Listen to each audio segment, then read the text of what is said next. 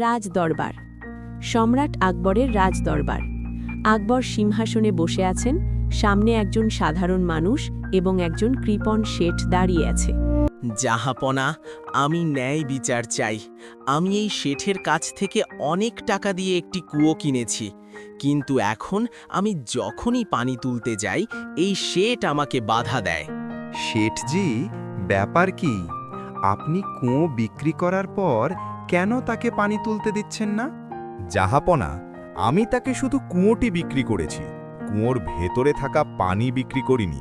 তাই কুয়োটি তার হলেও পানিগুলো এখনো আমারই। সে আমার পানি হাত দিতে পারে না। আকবর চিন্তিত হয়ে বীরবলের দিকে তাকালেন।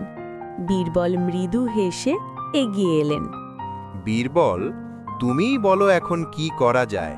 শেঠের যুক্তি তো ফেলে দেওয়ার মতো নয়। শেঠজি, আপনার যুক্তি একদম ঠিক।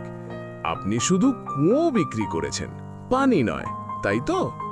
জি বীরবল মশাই, একদম ঠিক।